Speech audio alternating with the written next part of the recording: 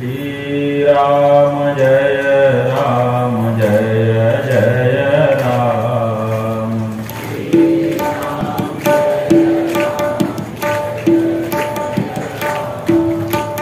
श्री राम जय जय राम।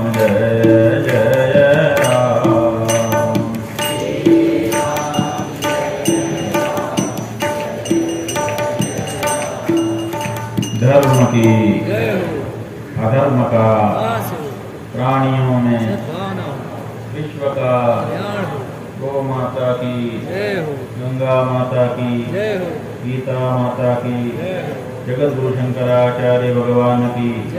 नमः पार्वती पतये। हर हर महादेव।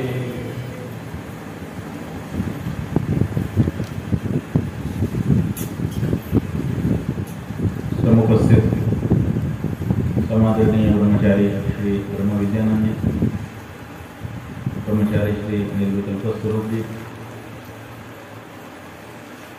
साध्वी पूर्णांबा शारदांबा जी, समुपस्थित विद्वजन, सुधी श्रोतावृंद, मातृशक्ति। गुरुओं की परंपरा अनादिकाल से प्रवर्तित है और जब तक ये सृष्टि रहेगी गुरु विद्यमान रहेगा। भगवान नारायण के बाद ब्रह्मा, ब्रह्मा जी के बाद वशिष्ठ, वशिष्ठ के बाद शक्ति, शक्ति के बाद पराशर, पराशर के बाद व्यास, व्यास के बाद सुखदेव। ये ब्रह्म विद्या संप्रदाय के आचार्यों की परंपरा चली आ रही।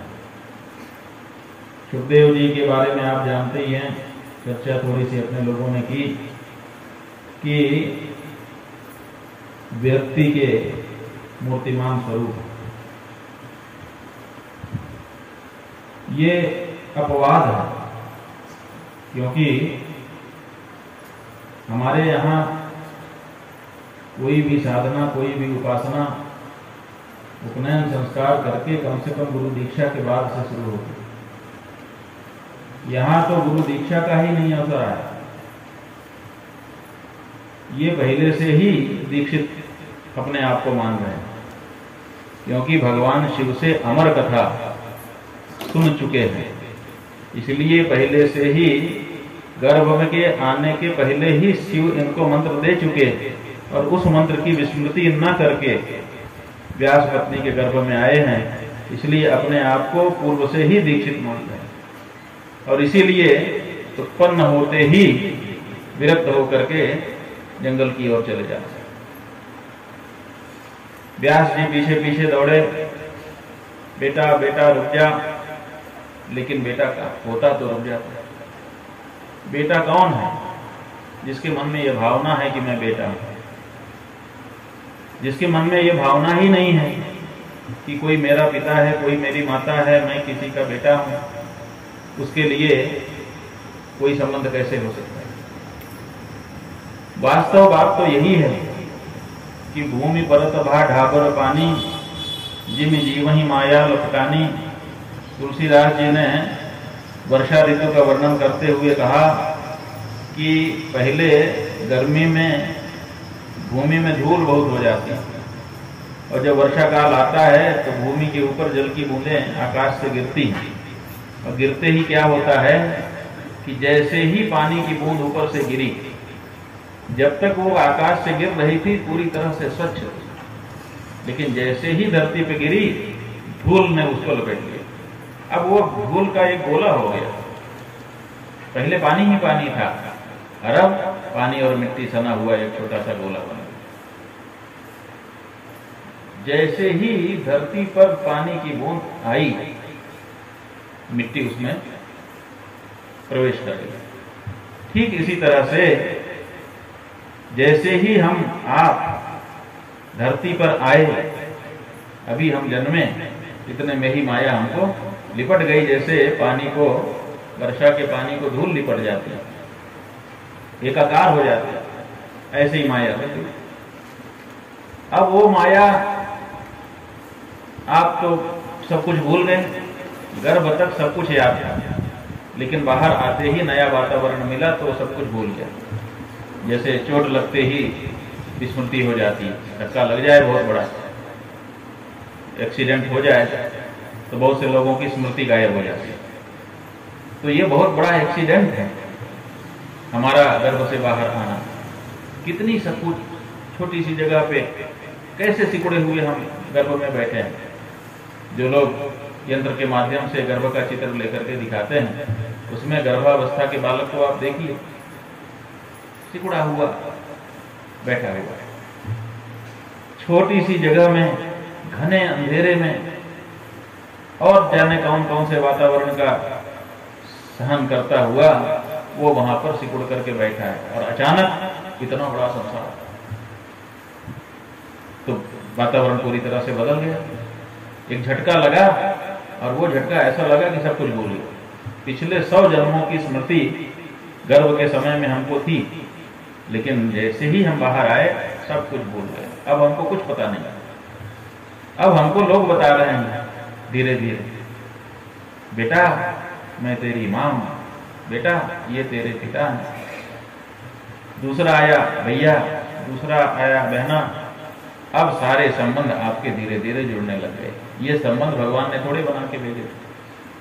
ये जो संबंध आप बनाते हैं, ये सब संबंध आपके बनाए हुए हैं भगवान की तरफ से। तो आप स्वतंत्र उत्पन्न कर दिए। मां से थोड़ा संबंध था, नाल बंधी थी, बाहर आते लोगों ने उसको भी काट दिया कि एकदम स्वतंत्र हो जाए बच्चा। एक तरफ तो बच्चे को भगवान स्वतंत्र बना रहे हैं, अनंत आकाश में उसका प्रवेश करवा रहे हैं कि तू अनंत आकाश में विचरण कर, तू असंग है, निर्मल है, किसी से कोई तेरा संबंध नहीं है। और दूसरी तरफ संसार के लोग घेर करके तरह तरह के संबंध दिमाग में भर दे रहे हैं। तो ये क्या हो रहा है कि 2 संसार बन जा रहे हैं।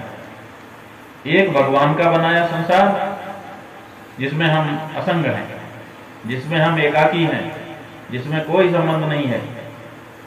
और दूसरा संसार के लोगों के द्वारा बनाया गया और जिसमें हम भी सम्मिलित हो जाते हैं, हम भी फिर उसी को मान करके चलने लग जाते हैं।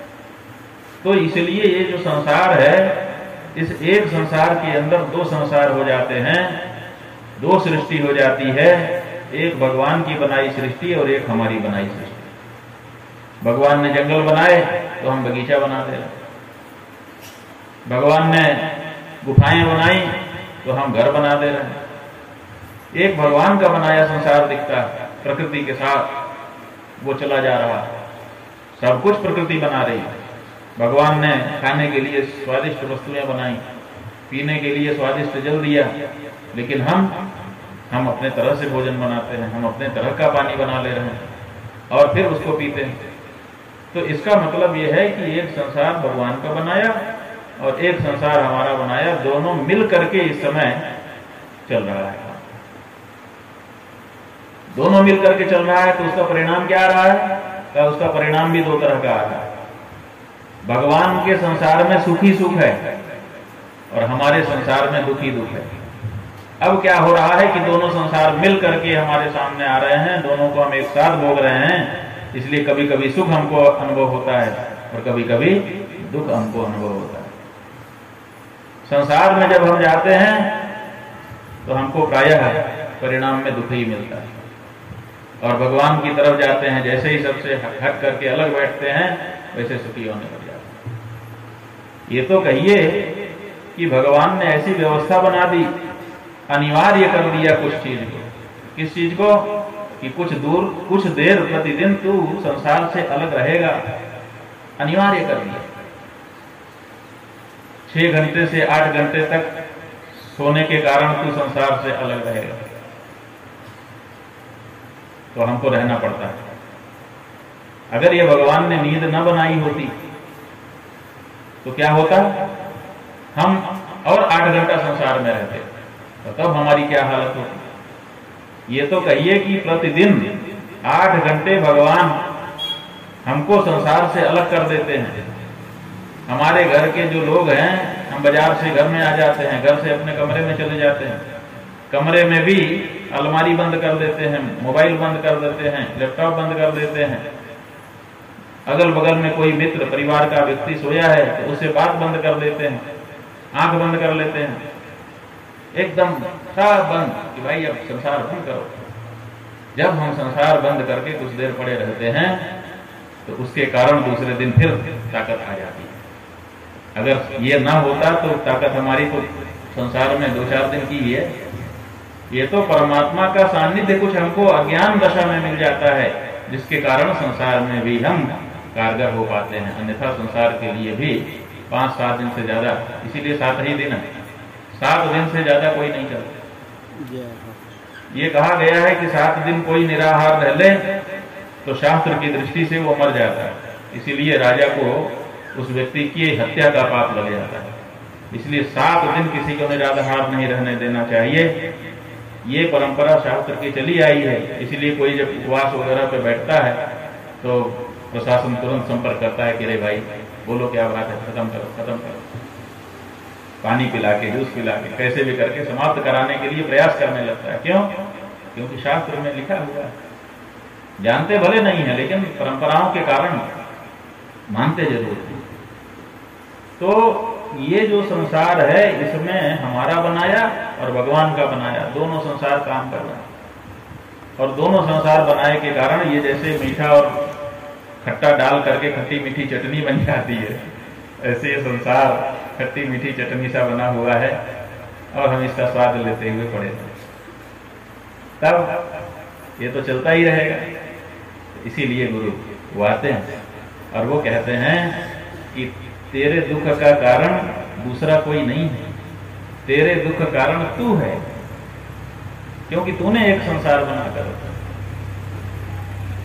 यावन्तः कुरुते जंतु संबंधान मनुष्य प्रियान तावदेव निखन्यन्ते हृदये शोक शंकवः।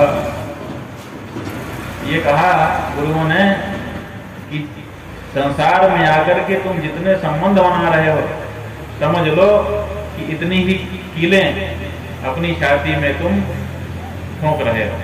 क्योंकि जब एक संबंध बनाओगे तो एक कील ठुक जाएगी और फिर क्या होगा, वो संबंध जैसे इधर उधर होगा वो कील हिलेगी, और जैसे हिलेगी तो बहुत दर्द आपको, थोड़ा इधर गई थोड़ा उधर गई। तो जो हमारे संबंध हैं थोड़ा इधर उधर होते हैं तो कितना दर्द हो जाता है। सारे काम से मन हमारा उचट करके फिर उसमें चला जाता है। तो इसलिए जितने संबंध बनाओगे उतनी ही समस्या में पड़ोगे। इसलिए कम से कम, और अगर संबंध बनाना ही है तो ऐसे से संबंध बनाओ जिस संबंध में दुख की समस्या न हो। भगवान से संबंध बना लो, संबंध बनाने की ही इच्छा हो तो वो संबंध आपका कभी भी आपको दुख देने वाला तो कम से कम नहीं होगा। तो गुरुजन उपदेश आदेश देते रहते हैं, ये उनका दायित्व है, इसीलिए वो कहते हैं। अब उसको कोई करे ना करे, उसका लाभ ले ना ले अलग बात। गुरु तो अपना कहते रहते हैं, कहते हैं तुझको जो सूझे सो कर, कहना ही अपना काम। हमने कह दिया, हमारा काम पूरा हुआ। सुप्रीम कोर्ट क्या करता है, ऑर्डर पास कर देता है, उसका काम पूरा हो गया। अब उस ऑर्डर का क्रियान्वयन होता है कि नहीं होता है वो थोड़े देखने जाता है। कोई जाके कहे कि आपने आदेश किया था तो फिर एक नोटिस निकाल देता है, इससे ज्यादा क्या करेगा। ऐसे ही गुरुजन भी आपके हित की बात सदा से कहते चले आए हैं और कहते रहेंगे। सुखदेव जी भी उन्हीं में से। उन्होंने कहा ये संसार संबंध बनाने का कार्य दुख का कारण है, इसलिए मैं कोई संबंध नहीं बनाऊंगा, मैं तो निस्संग रहूंगा। और निस्संग ही रह करके उन्होंने जीवन गुजारा। आप देखिए कि जब परीक्षित राजा ऋषि के शाप को सुनकर अपने पुत्र जन्मेजय को राज्य सौंपकर गंगा के किनारे सुखताल में आकर के बैठ गए कि अब यहीं पर अपनी मुक्ति का उपाय मैं खोजूंगा, तो सब ऋषि महर्षि पधारे। व्यास जी स्वयं आए वहां पर, दूसरे भी अनेक ऋषि महर्षि आए, लेकिन ये तय नहीं हो पा रहा था कि कौन सा रास्ता अपनाया जाए जिससे 7 ही दिन के अंदर कल्याण हो जाए। ऐसे समय में शास्त्रार्थ शुरू हो रहा। योग वाला कहता था योग मार्ग अपनाइए, यम नियम आसन शुरू करिए। सांख्य वाला कहता था तत्व का ज्ञान प्राप्त करिए, न्याय वैशेषिक कुछ अलग ही बात कर रहे थे। ऐसे समय में वो आया जिसका कुछ कहना नहीं था। उसके आने मात्र से पूरी सभा अपने आप उसकी तरफ उन्मुख हो गई और सबसे ऊंचा आसन उनको प्रदान कर दिया। उस पर बैठ गए और फिर वो जो कहने लगे वही सब लोग सुनने लगे। किसी के मन में कोई विपरीत बात आई ही नहीं। ये गुरु जब सामने आता है तो वाद विवाद नहीं हो सकता। इसीलिए गुरु से शास्त्रार्थ नहीं होता। शास्त्रार्थ जो है वो बराबरी वालों में होता है। गुरु के सामने तो जिज्ञासा और समाधान होता है। तो जिज्ञासा परीक्षित ने की, समाधान सुखदेव जी महाराज ने प्रस्तुत किया और उसको लिपिबद्ध व्यास जी ने किए। अपने पुत्र के द्वारा कहे गए वाक्यों को लिखा किसने? व्यास जी ने लिखा। पहले से लिख करके पढ़ाया था कि पढ़ा करके लिखा, अब ये बहस का विषय हो सकता है, क्योंकि जो लिखा है उसमें लिखा है कि परीक्षित ने पूछा। तो अगर पहले ही से लिख दिया था तो लिख सकते हैं, उनकी रितंभरा प्रज्ञा है, भविष्य भी जानते हैं। लेकिन ये ज्यादा बेहतर लगता है कि जो कहा उसको सुन करके फिर उसको लिपिबद्ध कर दिया। लिपिबद्ध करने वाले लोग अलग होते हैं, वो लिपिबद्ध करते हैं। तो व्यास जी के द्वारा लिखा गया जो पुराण है वो सुखदेव जी के माध्यम से हम लोगों को प्राप्त हुआ। इसके अलावा सुखदेव जी का कोई जीवन चरित्र कहीं उपलब्ध नहीं होता। देवी भागवत आदि में जो चरित्र आता है कि फिर वो जनक जी के पास गए, जाकर के उन्होंने जनक जी से ज्ञान पूछा। जनक जी ने कहा कि अगर हर समय ब्रह्म में चिंतन लगा रहे तो फिर कोई सन्यासी है कि कोई गृहस्थ है कि कोई शहर में है कि जंगल में है, इससे कोई मतलब नहीं रह जाता। इसी तरह से मैं राज्य करता हूँ लेकिन मेरा चिंतन ब्रह्म का ही चलता रहता है, इसीलिए मैं विदेहराज कहलाता हूँ। ये सब शिक्षा प्राप्त करके सुखदेव जी जो आए हैं तो उसके बारे में ये बताया गया कि वो छाया है। बात यह है कि जब सुखदेव जी चले जा रहे थे वैराग्य धारण करके तो पीछे पीछे व्यास जी आ रहे। तो व्यास जी पीछे पीछे दौड़ रहे हैं और सुखदेव जी गुरु हैं। तो गुरु जो है वो कृपालु होता है, वो क्रूर नहीं होता। वो पीछे पीछे कोई आ रहा है तो उसको उसके प्रति क्रूरता नहीं दिखा सकता, दयालु होगा वो। तो सुखदेव जी गुरु हैं इसलिए उनके मन में भी दया आ गई। संबंध तो पिता से उन्होंने नहीं स्थापित किया लेकिन दया उनके ऊपर जरूर की। और क्या किया कि अपनी छाया को पीछे कर दिया। तो छाया कब पीछे होती है? जब मनुष्य देवता बन जाता है। मनुष्य जब कहीं पर खड़ा होगा तो सूर्य और चंद्र के प्रकाश में उसकी छाया जमीन पर दिखाई दे। कोई ऐसा नहीं है जो कहीं खड़ा हो और सूर्य के प्रकाश में अथवा चंद्र के प्रकाश में उसकी छाया न दिखाई दे। ये मनुष्य की पहचान है, वो छाया के साथ रहता है। और जब देवता हो जाता है तो देवताओं की छाया नहीं होती, उनकी पलक नहीं झपकती, उनकी छाया नहीं होती। तो क्या हुआ कि जब वो उत्पन्न हुए तब तक तो मनुष्य थे, लेकिन जैसे ही विरक्त होकर के निकले तो देव कोटि में प्रविष्ट हो गए। तो उनकी छाया उनसे विलग हुई। उसी छाया को व्यास जी ने स्वीकार कर लिया और उसी को घर ले आए। और वही छाया सुख बाद में गृहस्थ आदि आश्रम स्वीकार करके पिता को सुख देता रहा। सच भी यही है। जब असली कोई व्यक्ति हमारे पास से जिसको हम प्रेम करते हैं कहीं चला जाता है तो उसकी छाया लेकर के ही तो हम बाकी का जीवन काटते हैं। आप अपना पर्स निकाल लीजिए, पर्स को जैसे ही खोलेंगे तो उसमें एक चित्र मिलेगा। वो चित्र उसी का होगा जिसको आप इस संसार में सबसे अधिक चाहते हैं। जब नहीं दिखता है उसको देखने की तलब आपको लगती है तो आप वही पर्स निकाल के ऐसे खोल के उसका चित्र देख लेते हैं, उसी से कुछ संतोष आपको मिल जाता है।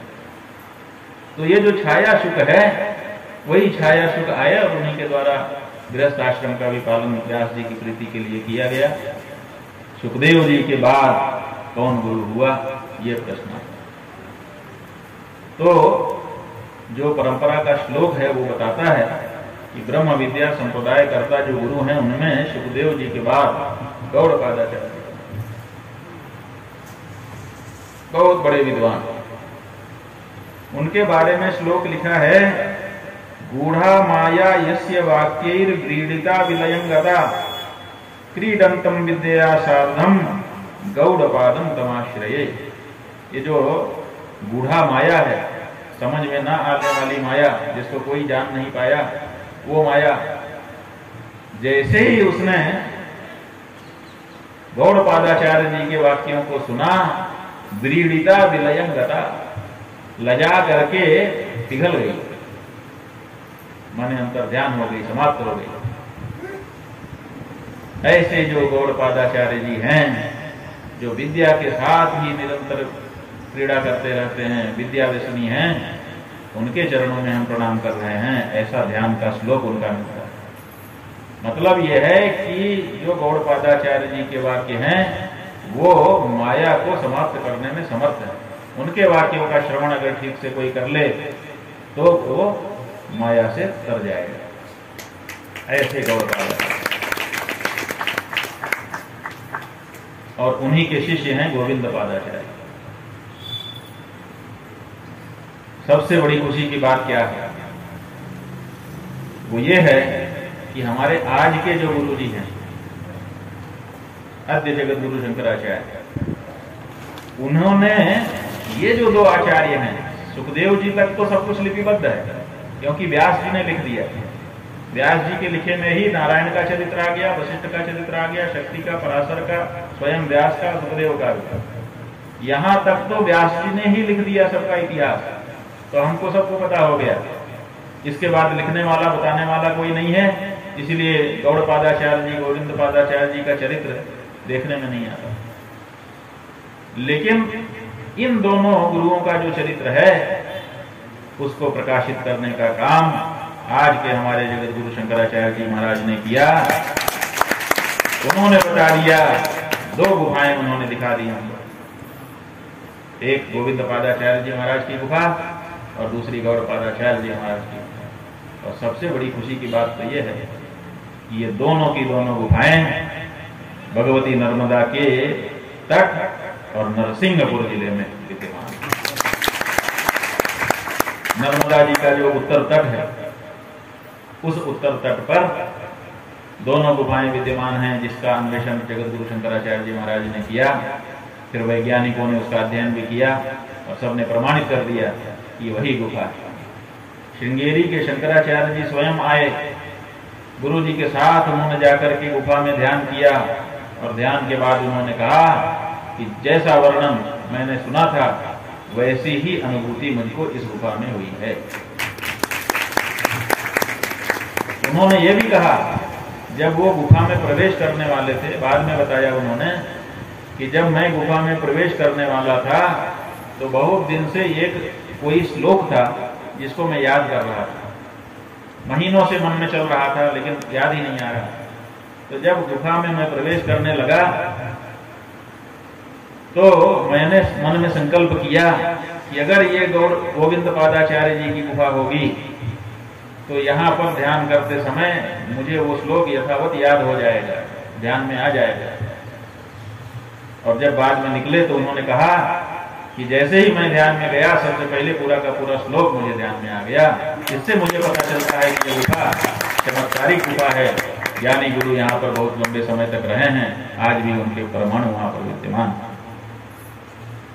तो ये दो गुरुओं का जो चरित्र है वो गुरु जी ने प्रकाशित। गौड़पादाचार्य जी के बारे में कथा आती है कि ये सुखदेव जी की ही कृपा से आविर्भूत हुए। गुरुवंश काव्य नाम का जो ग्रंथ है उसमें इनका जीवन चरित्र बताया है। विष्णुदेव नाम के एक ब्राह्मण थे और गुणवती नाम की उनकी भार्या थी। दोनों ने सोचा कि सुखदेव जी के बाद की गुरु परंपरा नहीं चलती है, सुखदेव जी के यहाँ जाकर के तपस्या करना चाहिए। तो सुखदेव जी की गुफा के पास सुखताल में जाकर के उन्होंने तपस्या शुरू की। लंबे समय तक तपस्या करते रहे, लेकिन सुखदेव जी का ना तो उनको दर्शन हुआ, ना तो ध्वनि प्राप्त हुई। तो उन्होंने सोचा कि अब लंबा समय हो गया, सिद्धि मिलती नहीं है, इसलिए इस शरीर को अब त्याग देना चाहिए। पति पत्नी ने दोनों ने ये निश्चय कर लिया कि कार्यम व साधयेयम देहम व पातयेयम, या तो कार्य साधन होगा या तो अब शरीर चला जाए। और निराहार व्रत शुरू कर दिया, ना न ले रहे हैं न जल ले रहे हैं। 7 दिन तक इसी तरह से बैठे रहे। 7वां दिन बीतने को आया। शास्त्र के अनुसार 7 दिन में मृत्यु हो जाती है, भले व्यक्ति मरे ना, लेकिन मान लिया जाएगा कि वो मर गया। तो सुखदेव जी को लगा कि हमारी गुफा के सामने अगर ये ब्राह्मण दंपति मर गए तो हमको हत्या लग जाएगी। तो उन्होंने ध्वनि सुनाई कि ब्राह्मण दंपति, आपका क्या उद्देश्य है, क्यों तपस्या कर रहे हैं? तो उन्होंने कहा कि हम तो गुरु परंपरा को आगे बढ़ाने के लिए पुत्र की आवश्यकता है। तो सुखदेव जी महाराज ने कहा कि जाओ, तुमको एक सिद्ध पुत्र उत्पन्न होगा। और सिद्ध कैसा होगा? जो और सिद्धों को भी उत्पन्न करेगा, उसके सानिध्य में जो आएगा वही सिद्ध हो जाएगा। तब वो लोग घर वापस आए और समय पर उनको एक बालक हुआ। बालक ने जन्म लेते ही ज्ञान की जिज्ञासा की, तो उन माता पिता ने ला करके सुखदेव जी के गुफा के सामने ही उसको रख दिया और उसका नाम शुकदत्त रख दिया। सुखदेव जी के द्वारा दिया गया जो पुत्र है उसका नाम शुकदत्त। वो शुकदत्त गुफा के सामने आ गया, छोटी सी उम्र थी, और कहा कि मुझे ज्ञान चाहिए। सुखदेव जी ने कहा कि हम तो तपस्या में निरत हैं, तुम हमारे पिता व्यास जी के पास चले जाओ। कहा वो कहाँ है? कहा वो गौड़ देश में है। तो उस गुफा से पैदल चल करके गौड़ देश व्यास जी के पास ज्ञान प्राप्त करने के लिए जो सुखदत्त गया, तो सुखदत्त नाम तो पीछे हो गया, गौड़ देश तक पैर चल करके गया, इसीलिए उसका नाम गौड़पाद हो गया। वही गौड़पादाचार्य सुखदत्त जी बहुत बड़े विद्वान। मांडू के कारिका पर उन्होंने, मांडू की उपनिषद पर उन्होंने कारिकाएं लिखी हैं। 12 कारिकाओं का 4 प्रकरणों में ऐसा सुंदर वर्णन किया है कि कोई कह नहीं सकता। आगम प्रकरण, वैतथ्य प्रकरण, अद्वैत प्रकरण और अंत में अलाद शांति प्रकरण। ये 4 प्रकरण उन्होंने अपने ग्रंथ में लिखे हैं, जिसको मांडू के कारिका कहा जाता है। ये छोटा सा ग्रंथ है, लेकिन कहते हैं कि मांडू के उपनिषद अगर किसी को समझ में आ गया तो बाकी किसी उपनिषद को पढ़ने की उसको आवश्यकता नहीं है। जैसे कोई अगर दूध पी ले तो बाकी किसी भोजन की उसको आवश्यकता नहीं। दूध से ही सब पोषक तत्व जैसे शरीर को मिल जाते हैं, ऐसे ही ज्ञान के क्षेत्र में, विशेष करके ब्रह्म विद्या के क्षेत्र में मांडू की उपनिषद अगर समझ में आ गया, कारिकाओं के माध्यम से वो ठीक से समझ में आ जाता है, तो ऐसा जो व्यक्ति है उसको किसी अन्य उपनिषद के अध्ययन की आवश्यकता ही नहीं रह जाती। आगम प्रकरण में भूमिका बनाई, वैतथ्य प्रकरण में संसार का मिथ्यात्व दिखाया, अद्वैत प्रकरण में अद्वैत सिद्धि कर दी, और फिर अलाद शांति प्रकरण लिखा, जिसमें लोगों के इस प्रश्न का ठीक से उत्तर किया कि ये बताइए कि जब ये संसार मिथ्या है ही नहीं, तो फिर दिखता क्या?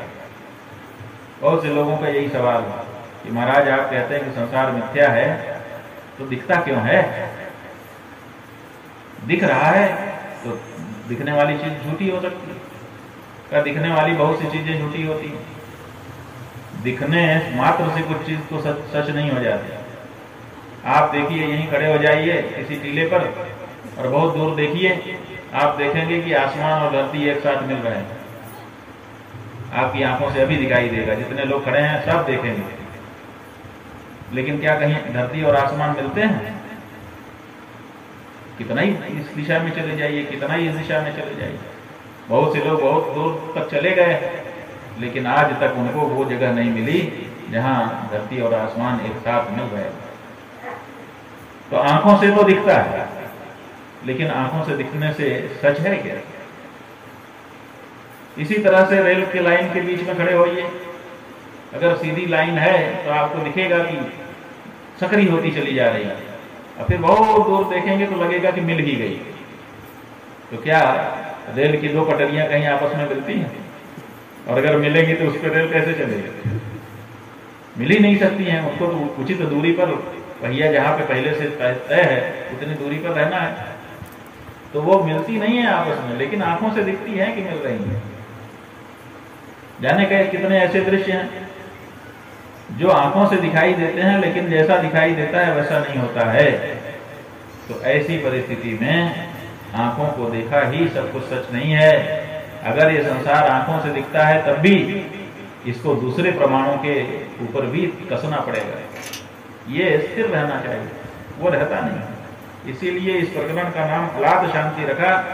अलाद का मतलब होता है मशाल, लुकाठी। जैसे लंबी लकड़ी में आगे कपड़ा बांध के तेल में डुबा करके आग लगा दी जाती है, तो उसको ऐसे पकड़े रहते हैं तो आग दूर रहने से हाथ नहीं जलता और रोशनी हो जाती है, मशाल जला। अब कोई दूर खड़ा व्यक्ति अगर मशाल को ऐसे तेजी से ऐसे घुमाए तो आपको क्या दिखेगा कि एक गोला, आग का गोला ऐसे है, लेकिन जैसे ही हाथ रोकेगा वो गोला कहां चला जाए। तो आंखों से जिस समय वो मशाल को ऐसे घुमाता है उस समय गोला दिखाई देता है, लेकिन गोला तो होता नहीं। तो मशाल एक बिंदु है, एक बिंदु पर जल रही है। जैसे पंखा, अगर लुकाठी का दृष्टांत आपको न समझ में आ रहा हो तो अपने ऊपर चल रहा है पंखे को देख लीजिए, गोल दिखाई दे रहा है, गोला है, लेकिन जब बंद करेंगे अभी स्विच तो पता चला 3 पत्ती निकलेगी, गोला तो है ही नहीं, लेकिन आंखों से गोला दिख रहा है। तो इसी तरह से दिखने मात्र से कुछ सत्य नहीं हो जाता। ये संसार भी अलाद की तरह से दिखाई दे रहा है लेकिन वास्तव में है नहीं। इस तरह से संसार का मिथ्यात्व और ब्रह्म का सत्यत्व बहुत तर्क के साथ, बड़े स्पष्टता के साथ अगर कोई सिद्ध कर पाता है तो गौड़पादाचार्य। इसीलिए ब्रह्म विद्या संप्रदाय के आचार्यों में उनकी गणना होती है। उनके अनेक ग्रंथ हैं। सांख्य कारिका पर उनका भाष्य मिलता है, उत्तर गीता पर उनका भाष्य मिलता है, नृसिंह तापनीयोपनिषद पर टीका मिलती है, दुर्गा सप्तशती पर भी उनकी टीका है, सुभगोदय स्तुति और श्री विद्यारत्न सूत्र भी उन्हीं की रचनाएं। कहते हैं कि जो ज्ञान है वो भी ह्रास और विकास को प्राप्त होता है, कभी ज्ञान रहता है कभी नहीं रहता है। आप देखिए, अभी अगर संस्कृत भाषा के पुस्तकालय में आप चले जाएं तो कई लाख किताबें वहां पे रखी हुई हैं। ये कई लाख किताबें किसने लिख दी? इसका मतलब है कोई समय रहा होगा जिस समय खूब लोगों को ज्ञान रहा होगा, खूब लोग लिख रहे होंगे। और आज एक श्लोक लोगों से पढ़वा लो, एक श्लोक पढ़ना मुश्किल हो रहा है, लोगों को शुद्ध उच्चारण नहीं कर पा रहे, तो ह्रास हो गया संस्कृत का। कभी बहुत विकास हुआ, कभी ह्रास हो गया। तो ये ह्रास विकास का क्रम चलता है। गौड़पादाचार्य जी के समय में भी ये गूढ़ विद्याएं लुप्त सी हो गई। तो इन्होंने तपस्या की और तपस्या करके वरदान प्राप्त किया कि गूढ़ विद्याओं का हम पुनर्जीवन चाहते हैं। तो कहते हैं कि देवताओं ने इनको कहा कि जितनी देर तक आप बिना रुके लिख सकें उतनी गूढ़ विद्या लिख लीजिए, हम बोलते जा रहे हैं। बद्रिकाश्रम में तपस्या किया इन्होंने, गौड़पादाचार्य जी ने लिखा है, आचार्यो ही पुरा बद्रिकाश्रमे नर नारायणाधिष्ठिते नारायणम भगवंतम अभिप्रेत्य तपो महत् अतप्यत। भगवान बद्री नारायण के सामने जाकर के इन्होंने तपस्या की। ततो भगवान अति प्रसन्न तस्मै विद्याम प्रादात् इति प्रसिद्धम। भगवान स्वयं प्रकट होकर के इनको विद्या प्रदान करते हैं कि लिख लो, जितना लिख सको, बस शर्त यही है कि लगातार लिखना पड़ेगा। जैसे ही आपकी कलम रुकेगी हम भी चुप हो जाएंगे। तो गौड़पादाचार्य जी ने कहा कि ठीक है। अब वहां कुछ तो और था नहीं, जिस पेड़ के नीचे बैठे थे उसी की टहनी तोड़ी कि विलंब न हो जाए कागज कलम खोजना, और उसी के पत्ते तोड़ते जाते थे और अपनी जांग में ही छेद कर लिए, और उसी खून से, अपनी जांग से निकलने वाले खून से, उसी वृक्ष की टहनी की कलम से पत्तों पर लिखते जाते। 7 दिन और 7 रात तक निरंतर गौड़पादाचार्य जी लिखते रहे।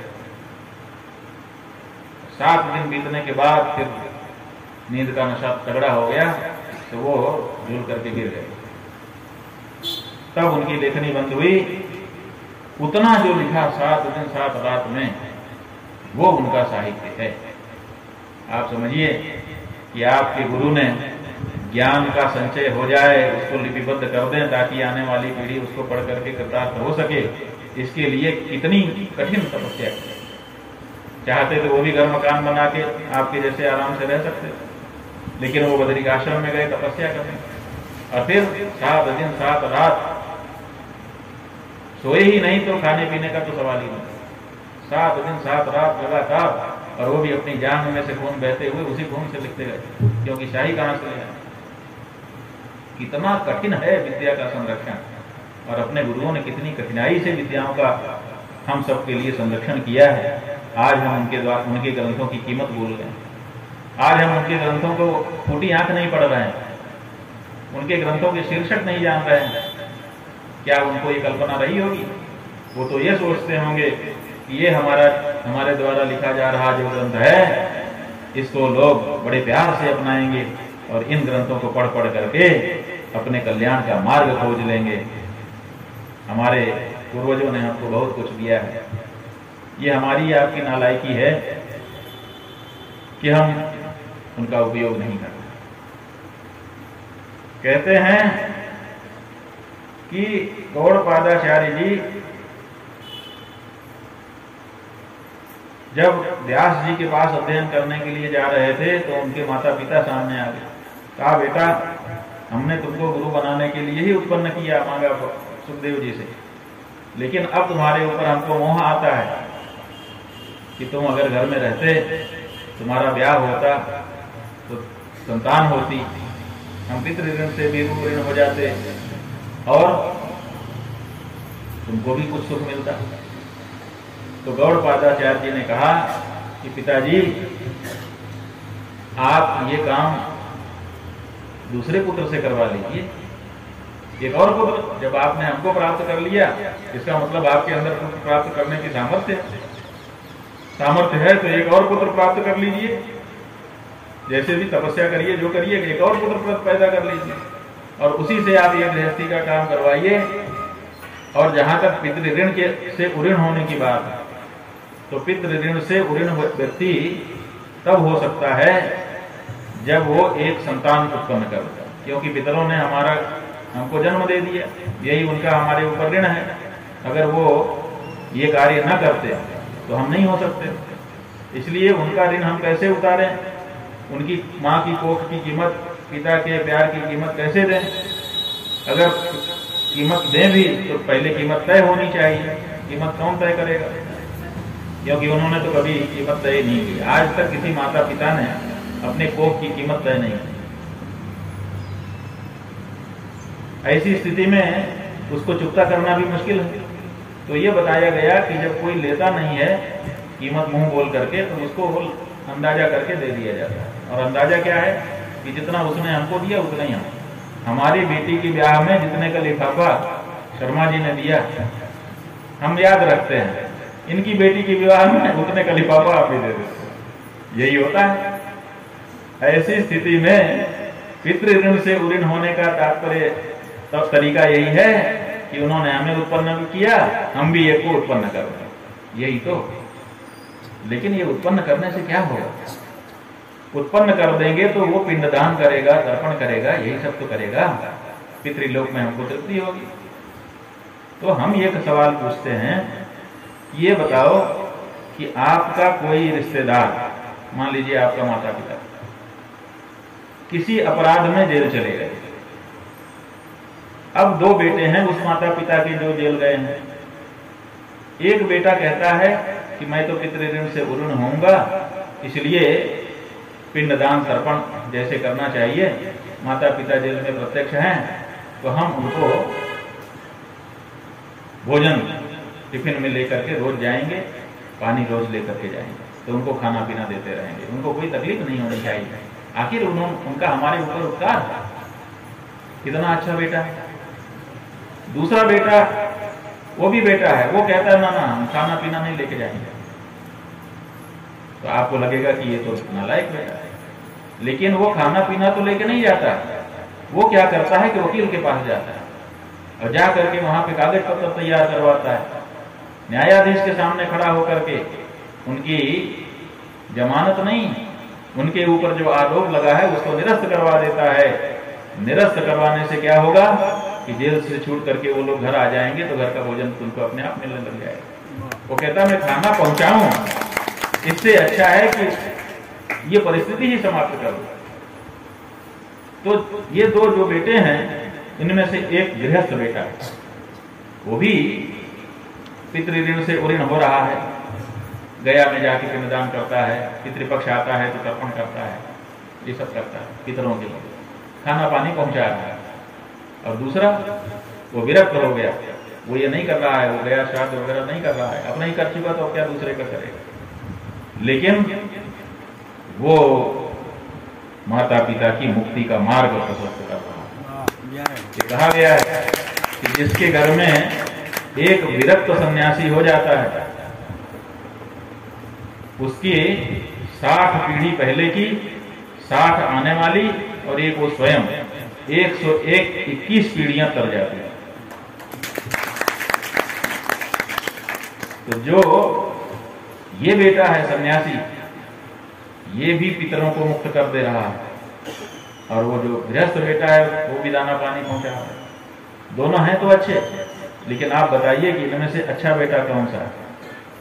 जो आपको जेल में रोज टिफिन पहुंचा रहा है वो, कि जो आपको जेल से ही छुड़ा करके घर भेज दे रहा है, आपको स्वतंत्र बना दे रहा है वो?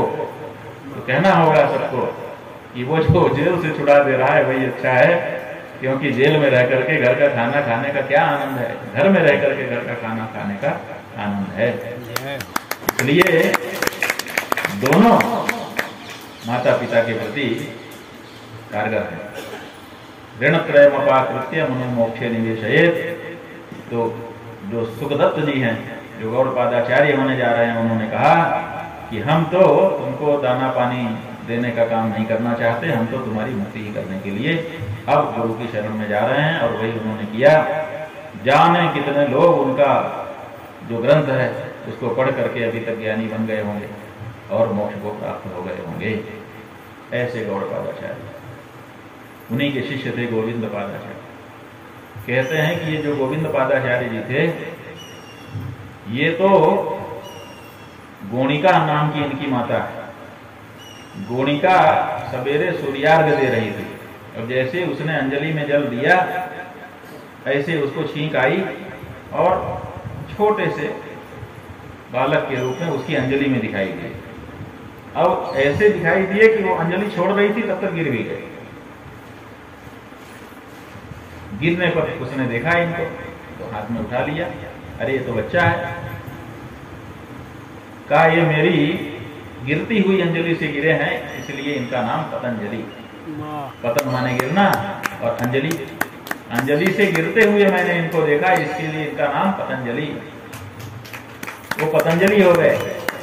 और वो पतंजलि थोड़ा बड़े हुए तो उन्होंने तपस्या की, और तपस्या करके महाभाष्य पर, माने व्याकरण शास्त्र पर महाभाष्य लिखने का उन्होंने संकल्प किया। और फिर उन्होंने वही पतंजलि जो हैं, कहते हैं कि भाष्य लिखवा रहे थे, बहुत सारे विद्यार्थी भाष्य लिख रहे थे। पर्दा एक लगा दिया गया, क्योंकि बहुत कुछ लिखवाना था कम समय में। तो इन्होंने, ये शेषनाग के अवतार, तो शेषनाग के 1000 फन हैं, तो 1000 फन का रूप बना करके हर फन से बोल रहे थे, और लिखने वाले लिख रहे थे। और कह दिया था कि बीच में जब तक हम लिखवा रहे हैं पर्दा ना खोला जाए, और जो खोलेगा तो उसको अच्छा परिणाम नहीं मिलेगा। तो सब लोग लिख रहे थे, लेकिन एक शिष्य के मन में कुतूहल जागा। उसने जाकर के धीरे से देखा कि अंदर बोल कौन रहा है, इतने सारे लोग कहां से आ गए जो इतने सारी बातें बोल रहे हैं, और सब बढ़िया बोल रहे हैं। कुतूहल बस जाकर के पर्दे को जो देखा, तो पहले से ही संकल्प कर दिया था, इसलिए वो ब्रह्म राक्षस बने। बाद में इसी ब्रह्म राक्षस बने अपने शिष्य की मुक्ति के लिए कृपालु गुरु ने चंद्र शर्मा नाम का आविर्भाव धारण किया। चंद्र शर्मा बन करके गए और उसको बता दिया था कि तुम्हारी शाप की मुक्ति का उपाय यही है कि तुम यहाँ वट के वृक्ष में रहो ब्रह्म राक्षस बन के, और जो ब्राह्मण आए विद्वान, उससे पूछो कि पच धातु का निष्ठा अर्थ में क्या रूप बनेगा। अगर वो कहे पचितम तो खा लेना, ब्रह्म राक्षस तो खा लेता, और अगर वो कहे पक्वम तो उसके चरणों में गिर जाना, वही तुम्हारी मुक्ति का मार्ग प्रशस्त करेगा, क्योंकि सही रूप पक्वम बनता है, पचितम नहीं बनता। तो वो ब्राह्मण यही पूछता था, जो विद्वान आ जाए बताइए ब्राह्मण देवता आप तो विद्वान है, कहा हाँ विद्वान तो पहले ही कहते हैं हाँ मैं विद्वान, तो बताइए निष्ठा अर्थ में पच धातु का क्या रूप बनेगा, और जैसे कहा पचितम तो बस पका मान करके खा लेता है। ये चंद्र शर्मा गए तो इनसे भी पूछ बैठा, इन्होंने कहा उसका रूप बनेगा पक्वम, तो इनके चरणों में गिर गया कि बस हमारा उद्धार करिए। तो उसका उद्धार किया, उद्धार करके फिर यात्राएं की, जगह जगह की इन्होंने यात्रा की और पूरा देश भ्रमण करके गंगा के तीर काशी में गए, काशी से रामेश्वर तक गए, फिर नर्मदा तट पर आकर के ये जो शांकल घाट स्थान है, शंकर घाट जो पहले बना, शंकराचार्य जी के द्वारा संन्यास लेने के कारण प्रसिद्धि हुई इस स्थान की, उसी गुफा में जाकर के विराजमान हो गए। कहते हैं कि व्यास जी भी गोविंद पादाचार्य जी का दर्शन करने के लिए आए, क्योंकि यही पतंजलि जो है यही बाद में गौड़ पादाचार्य जी से संन्यास लेकर के गोविंद पाद नाम से विख्यात हो गए थे, गुफा में बैठे थे, तो व्यास जी आए उनका दर्शन करने। तो उन्होंने कहा कि आपने जो ब्रह्मसूत्र लिखा है व्यास जी, ये बहुत संक्षिप्त हो गया है, और इतना संक्षिप्त हो गया है कि इसका जो अर्थ है वो सही से प्रकट नहीं होता, इसलिए इसके ऊपर भाष्य की आवश्यकता है। बड़ा अच्छा होता, आप तो बड़े कृपालु हैं कि ब्रह्मसूत्र के ऊपर आप भाष्य लिख देते। ये गोविंद पादाचार्य जी ने व्यास जी से प्रार्थना की। व्यास जी ने कहा कि देखो ये पहले से निश्चित है, मेरे ब्रह्मसूत्रों पर भाष्य होगा और कोई और नहीं करेगा, तुम्हारा एक चेला है। कहा महाराज मेरा शिष्य इतना बड़ा कार्य करेगा, कौन है वो शिष्य और कैसे मैं पहचानूंगा? कहा कि तुम इसी गुफा में तपस्या करो, नर्मदा का पानी बढ़ेगा, बहुत बाढ़ आएगी विकराल, और नर्मदा का बढ़ा हुआ पानी जब तुम्हारी गुफा में प्रवेश करने लगेगा तो सारे बढ़े हुए पानी को अपने कमंडलों में जो समेट लेगा, समझ लेना कि वही मेरे सूत्रों पर भाष्य है। क्योंकि जो बहुत बड़ी चीज को छोटा बना सकता है, वही छोटी चीज को विस्तृत भी कर सकता है। जो सूत्र लिख सकता है, वही सूत्र का भाष्य भी कर सकता है। इसलिए सूत्र भाष्य कृतो वंदे, तो वो गोविंद पादाचार्य जी को व्यास जी के द्वारा बताया गया। तो व्यास जी ने बता करके अपना रास्ता पकड़ा। गोविंद पादाचार्य जी ध्यान में बैठे थे और एक दिन बाढ़ आ गई, आप लोग जानते हैं, और इतनी बड़ी बाढ़ आई कि हाहाकार मच गया। वैसे तो कहते हैं शंकर दिग्विजय में लिखा हुआ है कि 10,000 से ज्यादा शिष्य, माने ये जो गोविंद पादाचार्य जी थे ये भी कुलपति थे, सीधे नहीं पढ़ा रहे थे, लेकिन 10,000 से ज्यादा शिष्य इनसे विद्या प्राप्त करने के लिए वहां पर जमा थे गुफा के बाहर। शंकराचार्य जी जब दक्षिण भारत से आए तो उनको ये स्थान कैसे मिल गया खोज कर, ये प्रश्न है। शंकर दिग्विजय में माधवाचार्य जी ने बताया कि वो आते थे तो ऊपर जहां पर ऊंची जगह होती थी उसके ऊपर चढ़ करके देखते थे कि कहीं से कुछ संकेत मिले कि यहाँ पर हैं गुरु गोविंद पादाचार्य। तो उन्होंने एक जगह पर टीले पर चढ़ करके देखा तो एक लाल लाल जंगल दिखाई दे रहा है। तो उनके मन में शंका हुई कि सब जगह हरे हरे जंगल होते हैं, ये लाल लाल जंगल क्यों दिख रहा है? तो अगल बगल के लोगों से पूछा कि भैया ये लाल लाल जंगल क्या है? तो लोगों ने बताया कि लाल लाल जंगल नहीं है, जंगल तो हरा ही है, लेकिन गोविंद पादाचार्य नाम के एक सिद्ध संत गुफा में विराजमान हैं, जो कि अद्वैत वेदांत के बहुत बड़े ज्ञानी हैं। उन्हीं से अद्वैत वेदांत पढ़ने के लिए बहुत सारे शिष्य गुफा के द्वार पर आकर के उनकी प्रतीक्षा कर रहे हैं। 10,000 से ज्यादा उनकी संख्या है। रोज सवेरे नहा करके सन्यासी लोग अपना अचला जो सुखाते हैं तो वही हवा में उड़ उड़ करके लाल लाल पूरे जंगल को किए हुए है। कैसा दृश्य होगा। तो शंकराचार्य जी ने कहा कि अच्छा नहीं है गुरुजी, तो वहां पहुंचे, लेकिन तब तक बाढ़ आ गई। और बाढ़ जो आई तो सब शिष्य डरने लगे, हल्ला मचाने लगे, बचाओ बचाओ, कोई गुरुजी को निकालो, गुफा में पानी चला जाएगा तो गुरुजी के प्राण संकट में पड़ जाएंगे, क्या करें। कोई कुछ समझ ही नहीं पा रहा था क्या करें, बस कोलाहल कर रहे थे घबरा।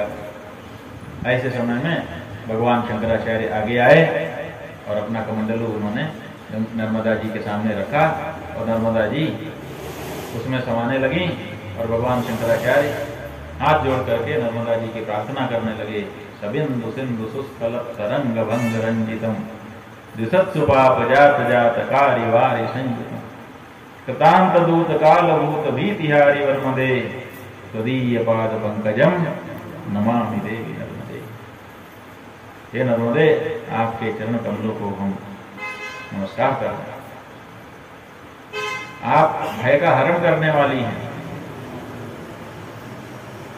आप भय कैसे दे रही हैं?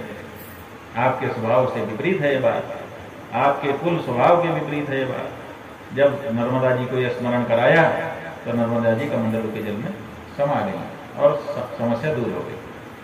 अब जैसे ही यह समस्या दूर हुई तो जो 10,000 शिष्य वहां पर प्रतीक्षारत थे वो सब तो शंकराचार्य जी के चमत्कार को देख के उनके चरणों में हो गए। आप कौन हैं? शंकराचार्य जी कुछ नहीं बोले। तब गुफा के अंदर से आवाज आई, कस तुम कौन हो? माने गोविंद पादाचार्य जी ने जानना चाहा कि ये गुफा के बाहर कौन विभूति आ गई है जिसने इतना बड़ा चमत्कार कर दिया और हमारे प्राणों की भी रक्षा की। तो शंकराचार्य जी ने एक 6 श्लोकों का स्तोत्र, मनोबुद्धि अहंकार चित्तानि नाहं न च श्रोत्र जिह्वे न च घ्राण नेत्रे न च व्योम भूमिर्न तेजो न वायु चिदानंद रूपः शिवोऽहं शिव। मैं देह नहीं हूं, मैं ये जो देह में अंग है, आंख है, कान है, नाक है, सिर है, छाती है, हाथ है, पैर है, ये नहीं। मन हो, मन भी नहीं हूं, बुद्धि हो, बुद्धि भी नहीं हूं, ज्ञानेन्द्रियां हो नहीं, कर्मेंद्रियां हो नहीं, अहंकार चतुष्टय हो नहीं, तो फिर का बस चिदानंद रूप शिव, मैं सच्चित आनंद हूं, इसके सिवा कुछ नहीं। इस तरह से जब उन्होंने अपना परिचय दिया, हम निर्विकल्प, ये हमारे गुरु भाई निर्विकल्प स्वरूप जी बैठे, ये स्वयं सांकल घाट की उस गुफा में लंबे समय तक तपस्या कर चुके हैं और रहस्य बता दे रहे हैं। यहाँ तो सब परिवार ही बैठा हुआ है कि उसी गुफा में ब्रह्मचारी जी को साक्षात भगवान पतंजलि का, गोविंद पादाचार्य जी का दर्शन, हमको फैलाए हुए आशीर्वाद प्रदान करते हुए स्वयं भगवान ने आकर के आपको दर्शन दिया। बहुत पवित्र आत्मा है, ज्ञान का उद्रेक वहीं से इनको प्राप्त। वो जो परम पवित्र स्थान है, उस स्थान पर भगवान शंकराचार्य जी ने अपना परिचय देते हुए कहा था, अहम निर्विकल्पः निराकार रूपः, मैं निर्विकल्प हूं, निराकार हूं। बाकी जो कुछ दिखाई दे रहा है, जो कुछ सुनाई दे रहा है, वो मैं नहीं हूं, ये तो सब मिथ्या। इस तरह से जब उन्होंने अपना परिचय दिया, तब भगवान शंकराचार्य, तो भगवान गोविंद पादाचार्य जी को व्यास जी के कहे हुए का स्मरण हुआ कि जब नर्मदा की बाढ़ का पानी जो अपनी कमंडल में समेट ले, समझ लेना कि वही तुम मेरे सूत्रों पर भाष्य करेगा। तो समझ गए कि व्यास के सूत्रों पर, ब्रह्म सूत्रों पर भाष्य करने वाला आ गया, तो तुरंत समाधि से उठ करके बाहर आए और उनको त्रैश मंत्र का उच्चारण करा करके दंड संन्यास की दीक्षा प्रदान की। वो दीक्षा स्थली जगत गुरु जी महाराज ने हम लोगों को प्रकट करके दिखा दी है। भगवान शंकराचार्य जी ने गौड़ पादाचार्य जी के सिद्धांतों को, गोविंद पादाचार्य जी के सिद्धांतों को आत्मसात करते हुए गोविंद पादाचार्य गुरु जी की आज्ञा से काशी की यात्रा की। वहाँ पर व्यास जी स्वयं उनसे मिले, उनकी परीक्षा की और फिर उनको आदेश किया कि तुम हमारे ब्रह्मसूत्रों पर भाष्य लिखो। वहीं से फिर जोशी मठ गए वो, और वहाँ 5 वर्ष तक निरंतर रह करके उन्होंने उपनिषदों पर, उनके जो शंकर भाष्य हैं गीता पर, ब्रह्मसूत्र पर, उनका प्रणयन किया और बाद में 4 पीठ बना करके आचार्य परंपरा दी, जो परंपरा आज तक हमको आपको प्राप्त है, ये गुरु परंपरा। तो आज यहीं पर समय हो रहा है, बत्ती बार बार बंद होकर के बता रही है कि संध्या हो रही है। तो ठीक है, हम लोग इसको समझ रहे हैं, यहीं पर विराम लेते हैं। भगवान शंकराचार्य जी का नाम आज आ गया। कल शंकराचार्य जी के चरित्र को कह करके परसों फिर अपने गुरु जी का दिन आ जाएगा, तो गुरु जी की चर्चा करेंगे। शिव शिव शंभो हर हर महादेव, शिव शिव शंभो, शिव शिव शंभो हर हर महादेव, शिव शिव शंभो हर हर महादेव, शिव शिव शंभो हर हर महादेव, शिव शिव शंभो हर हर महादेव। धर्म की, अधर्म का, प्राणियों में विश्व का, गौ माता की, गो हत्या, जगत गुरु शंकराचार्य भगवान की। नमः पार्वती पतये, हर हर महादेव।